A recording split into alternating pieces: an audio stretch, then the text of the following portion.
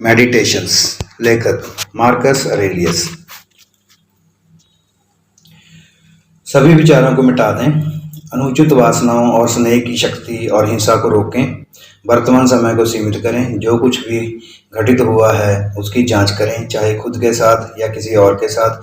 सभी मौजूदा वस्तुओं को विभाजित करें, चाहे वह औपचारिक हों या भौतिक।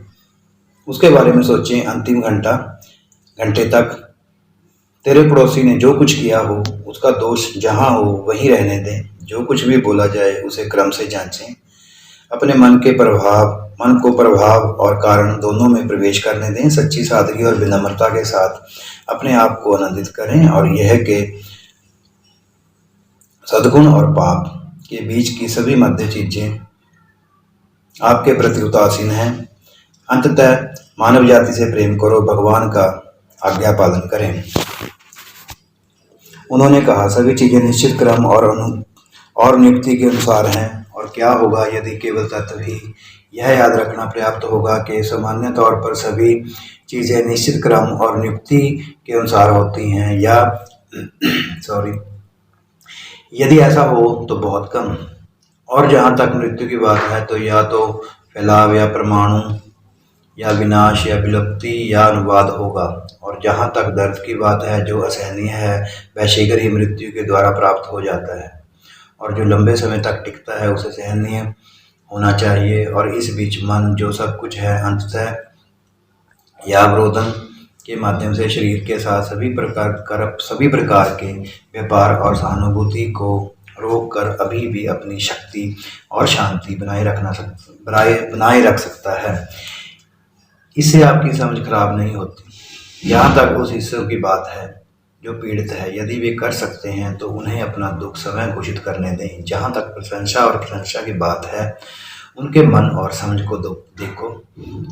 वे किस संपत्ति में हैं, वे किस प्रकार की चीजें उड़ाते हैं और वे किस चीज की तलाश करते हैं। और समुद्र के किनारे की तरह जो कुछ भी पहले देखा जा सकता था वह रेत के नए ढेरों के लगातार क्रम से एक के ऊपर एक डाला जाता है, जल्द ही छिप जाता है और ढक जाता है। तो इस जीवन में सभी पूर्व चीजें उन लोगों द्वारा जो तुरंत सफल होती हैं। प्लेटो से बाहर सब यह वह जिज्ञासा मन सच्ची उदारता के संपन्न है, जिसने स्वयं को सभी प्रकार, सभी समय और सामान्य रूप से सभी चीजों के चिंतन का आदि बना लिया है। क्या यह नश्वर जीवन तुम्हें लगता है उसे कोई बड़ी बात लग सकती है? उन्होंने उत्तर दिया, यह संभव नहीं है। तो क्या ऐसा कोई व्यक्ति मृत्यु को कोई दुर्दायी वस्तु समझेगा? किसी भी तरह से नहीं।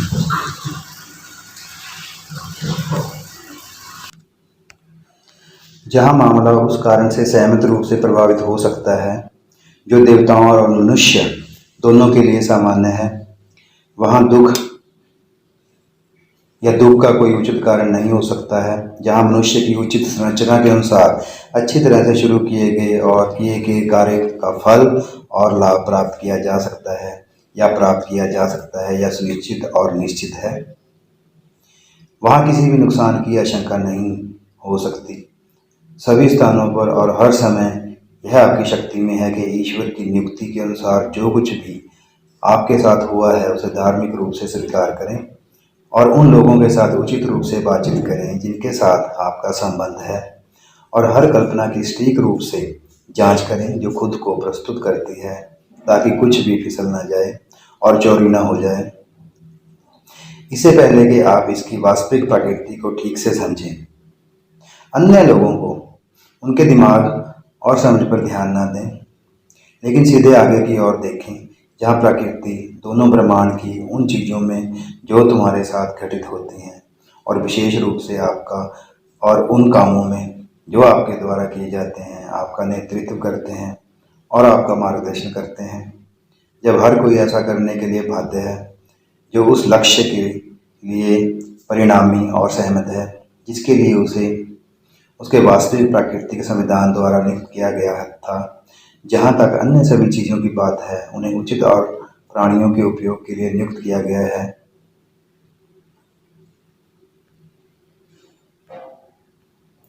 एक ऐसे व्यक्ति के रूप में जो कि जो जी चुका था और अब सही तरीके से उसका मरना था। जो कुछ भी अभी भी शेष है उसे एक धार्मिक जीवन पर एक दयालु अतिरिक्त के रूप में प्रदान करें। प्रेम करो और केवल उसी को प्रभावित करो जो कुछ भी घटित होता है और तुम्हारे लिए नियत भाग्य द्वारा होता है।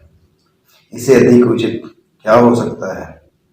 और यदि क्रूस या विपत्ति के कारण तुम्हारे साथ कुछ घटित होता है तो तुरंत स्मरण करो और अपनी आंखों के सामने कुछ अन्य मनुष्यों के उदाहरण रखो जिनके साथ भी वही बात एक बार घटी थी। अच्छा, उन्होंने क्या किया? उन्होंने शोक व्यक्त किया, उन्हें आश्चर्य हुआ, उन्हें शिकायत की और उन्होंने और शिकायत की। और वे अब कहाँ हैं? सभी मर गए और चले गए। क्या आप भी उनमें से एक होंगे? या यूं कहें कि दुनिया के लोगों के लिए छोड़ दिया जाए जिनका जीवन समय के संबंध में है और उनके साथ जिनसे वे बातचीत करते हैं मात्र परिवर्तनशीलता के अलावा और कुछ नहीं है। यह चंचल मन और चंचल शरीर वाले पुरुष हमेशा बदलते रहते हैं और जल्द ही खुद को बदल देते हैं। ऐसी सभी घटनाओं और दुर्घटनाओं का सही उपयोग कैसे किया जाए, यह केवल आपका ही ध्यान और अध्ययन रहने दें, क्योंकि उनका अच्छा उपयोग किया जाना है और वे तुम्हारे लिए काम करने के लिए उपयुक्त विषय साबित होंगे। यदि यह तुम्हारी देखभाल और तुम्हारी इच्छा दोनों होंगी कि जो कुछ भी तुम करो वह तुम्हें पसंद हो और तुम उसके लिए समय को अनुमोदित कर सको, और ये दोनों देखो कि तुम अच्छी तरह से याद रखो जिस कार्य के बारे में तुम्हें आवश्यकता होगी उसके विषय की विविधता के अनुसार। अपने अंदर देखो, भीतर सभी इच्छाओं का स्रोत है, ऐसा फव्वारा जहाँ से झरना पानी कभी नहीं खत्म नहीं हो सकता। इसलिए तू और भी गहरा खोदता है। चंचल शरीर के रूप में हमेशा बदलते रहने हैं और रहते हैं और जल्द ही खुद को बदल देते हैं। ऐसी सभी दुर्घटनाओं का सही उपयोग कैसे किया जाए, यह केवल आपका ही ध्यान और अध्ययन रहने दें।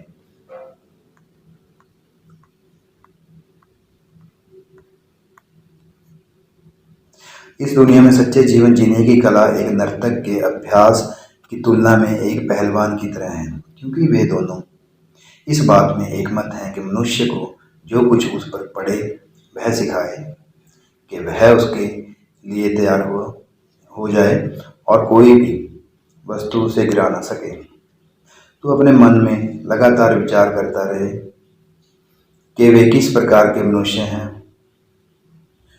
और उनके मन और समझ के अनुसार उनकी वर्तमान संपत्ति क्या है और तुम किसके अच्छे वचन और गवाही की इच्छा रखते हो, क्योंकि तब जो कुछ उनकी इच्छा के विरुद्ध अपमान करते हैं उनके विषय में तुम्हें शिकायत करने का कोई कारण ना मिलेगा या उनकी वाहवाही की कोई कमी पाओ।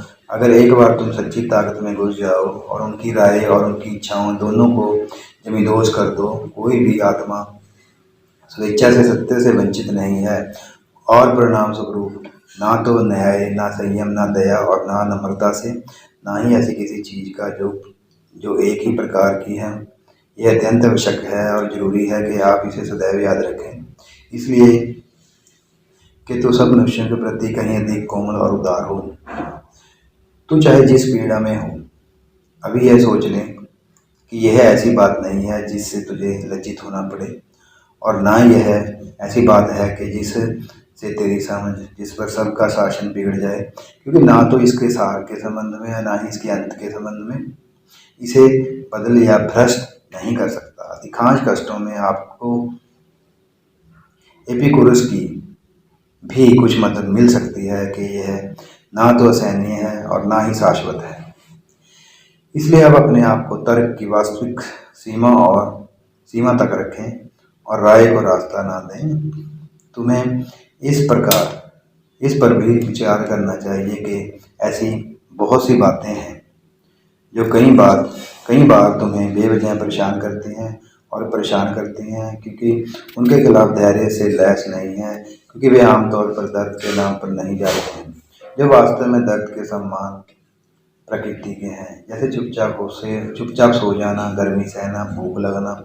इसलिए जब इनमें से कोई भी चीज तुम्हें असंतुष्ट कर देती है तो इन शब्दों से अपने आप को जांचो अब दर्द ने तुम्हें पन्नी दे दी है, तेरा साहस विफल हो गया है।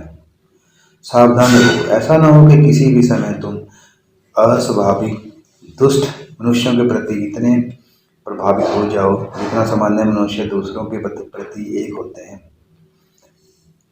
हम कैसे जानते हैं कि सुकरात वास्तव में इतने प्रतिष्ठित और इतने असाधारण स्वभाव के थे? क्योंकि वह अधिक गौरवशाली ढंग से मरा, कि उसने सोफिस्टों के साथ अधिक सूक्ष्मता से विवाद किया, कि वह ढंग से अधिक परिश्रम से देखते रहे। ऐसा होता है, यह सच होता तो एक दिन आदमी अच्छी तरह से विचार करेगा, चाहे वह सराहनीय हो या निंदनीय। इसलिए जिस चीज़ की हमें जांच करनी है वह यह है कि सुकरात की आत्मा कैसी थी, क्या उसका स्वभाव ऐसा था। क्योंकि वह जिस चीज़ पर खड़ा था और इस दुनिया में उसकी तलाश कर रहा था, वह मुश्किल यही था, ताकि वह कभी भी खुद को मनुष्यों के प्रति न्यायपूर्ण और देवताओं के प्रति पवित्र बना सके। ना तो दूसरों की दुष्टता पर बिना किसी उद्देश्य के खुद को परेशान करना, और ना ही किसी व्यक्ति के बुरे तथ्य या बुरे इरादे के प्रति या तो डर के माध्यम से या दोस्ती की सगाई के माध्यम से कृपालु होना।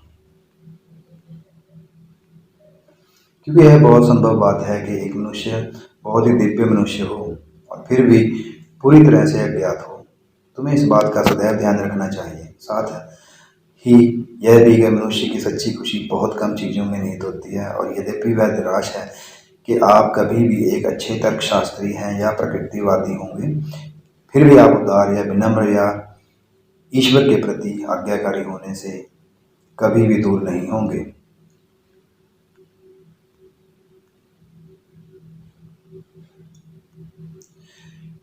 तब क्या कोई व्यक्ति अपने जीवन और बातचीत के में पूर्णता की स्थिति में पहुंच गया है, जब वह हर दिन इस तरह बिताता है जैसे कि यह उसका आखिरी दिन हो, अपने स्नेह में कभी भी गर्म और उग्र नहीं, और ना ही इतना ठंडा और मूर्ख जिसमें कोई समझ नहीं थी, और अभी सभी प्रकार के छल कपट से मुक्त हो।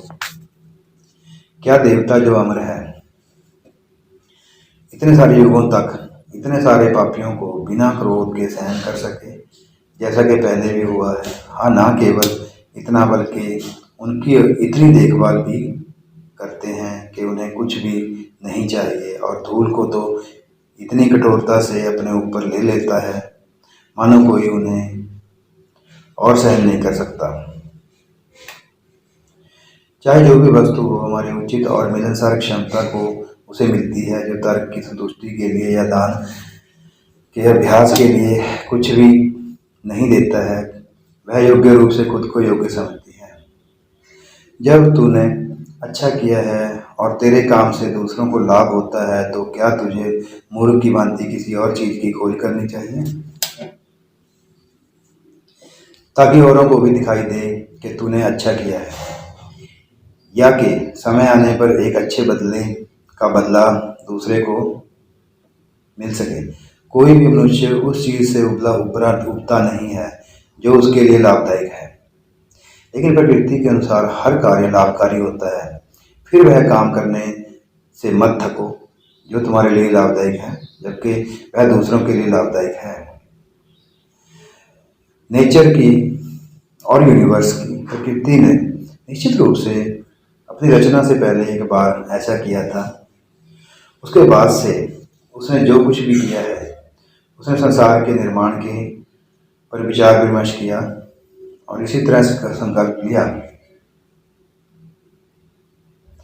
आपकी शांति में काफी मदद मिलेगी। इस प्रकार अक्सर विचार किया जाता है कि इससे आपकी शांति में काफी मदद मिलेगी।